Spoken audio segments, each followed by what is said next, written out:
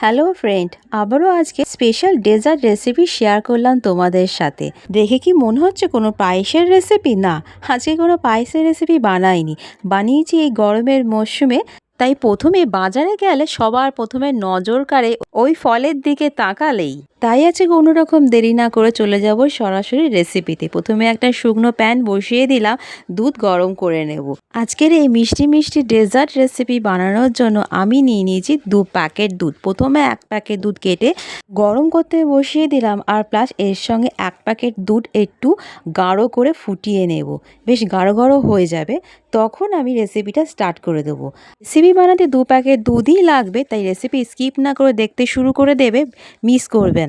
চলো এবার দেখাই বাজার থেকে কি আনা হয়েছে। আমাদের বাবা এনে দিয়েছে আমাকে তাল শাঁস, আর এই তাল শাঁস দেখে আমার মা আমাকে চ্যালেঞ্জ করে বসলো এই তাল শাঁস দিয়ে মিষ্টি বানাতে হবে বা রেসিপি বানাতে হবে।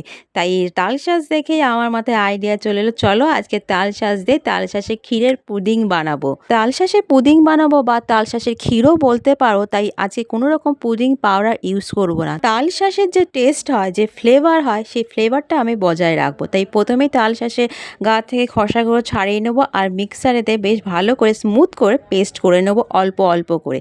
আজকের এই তাল শাঁসের রেসিপি বানানোর জন্য আমি এখানে তাল শাঁস নিয়েছি 5 পিসের মতো। পেস্ট করে নেবো স্মুথ করে। আজকের এই ডেজার্ট রেসিপি ইউনিক আর টেস্ট হবে, তাই আজকের এই রেসিপি তোমাদের অবশ্যই খুব ভালো লাগবে। আর প্লিজ লাইক করে দিও, শেয়ার করে দিও, বেশি বেশি করে কমেন্ট করে আমাকে জানিও, সাবস্ক্রাইব অ্যান্ড ফলো করে আমার পাশে থেকো। এইরকম স্পেশাল ইউনিক রেসিপি এর আগেও অনেক শেয়ার করেছি তোমাদের সাথে, তাই তোমাদের সাপোর্ট ভালোবাসা থেকে আমি যেন বাদ না পড়ে যাই বন্ধুরা। তাহলে চলো শুরু করে দিই রেসিপি। 1 প্যাকেট দুধ ভালো করে ফুটিয়ে বেশ গাঢ় করে নিচ্ছি। দেখো কড়ার একদম নিচে চলে গেছে দুধ।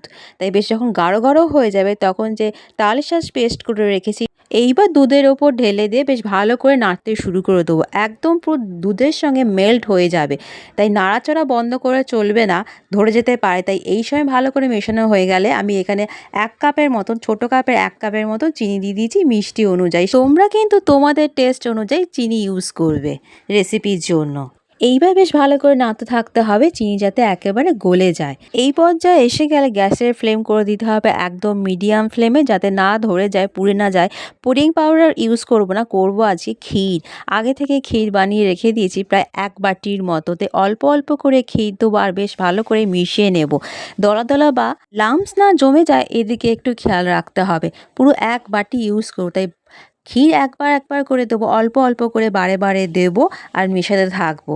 এই সময় নাড়তে নাড়তে আর ক্ষীর দিতে দিতে যখন তাল শাঁসের গ্রেভি টাইট হয়ে যাবে, ঘন হয়ে যাবে, তখন বাকি 1 প্যাকেট দুধ মিশিয়ে দেবো। আর লাস্টে যেটুকু ক্ষীর বাকি ছিল সেই ক্ষীর মিশিয়ে দেবো। আর চিনিটা একটু স্বাদ মতো কম লাগলো, তাই অল্প করে 3 থেকে 4 চামচ চিনি মিশিয়ে দিয়ে বেশ ভালো করে নেড়েচেড়ে মিশিয়ে নেব। আর এই সময় স্মেল বেরিয়েছে দারুণ, তাই শেষ পর্যায়ে চলে এসেছি।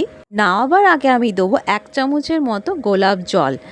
এখানে কোনো এলাচের গুঁড়ো ইউজ করব না, এলাচের ফ্লেভার চাই না, আমার চাই তালের ফ্লেভার। যেহেতু তাল শাঁস দিয়ে বানিয়েছি, তাল ক্ষীর বলতে পারো বা তালের পুডিং বলতে পারো, তাই তালের ফ্লেভার যাতে বজায় থাকে তাই জন্য এলাচের গুঁড়ো ইউজ করিনি। করেছি 1 চামচের মতো রোজ ওয়াটার।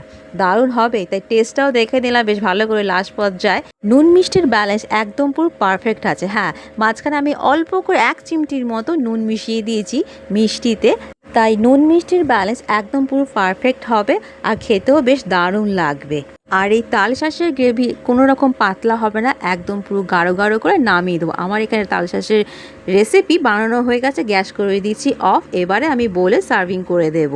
আর এখানে আরও একটা কথা বলে রাখি তোমাদের, এই তাল শাঁসের রেসিপি তোমরা কী নাম দেবে জানি না, আমি তো এখানে তাল শাঁসের পুডিং বা ক্ষীর নাম দিয়েছি। তোমাদের মাথায় যদি কোনো নতুন নাম এসে থাকে তাহলে প্লিজ আমাকে কমেন্ট করে জানিও। এখানে প্রত্যেকটা বাটিতে সার্ভিং করে দিচ্ছি, ওপরে তাল শাঁসের একটু টুকরো আর ওপর দিয়ে পেস্তা বাদামের কুচি ছড়িয়ে দিচ্ছি।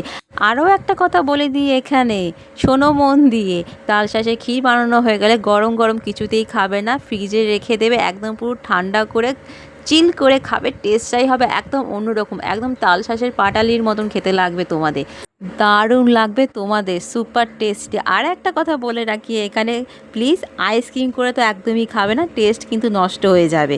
তাই ফ্রিজে, নর্মাল ফ্রিজে রেখে দেবে, ঠান্ডা হয়ে যাবে তখনই খাবে, দারুণ লাগবে। আর আজকে এই ভালো রেসিপির জন্য অবশ্যই লাইক, শেয়ার, কমেন্ট আর সাবস্ক্রাইব করে রাখবে। সুস্থ থেকেও, ভালো থেকো, টাটা, আবার দেখা হবে।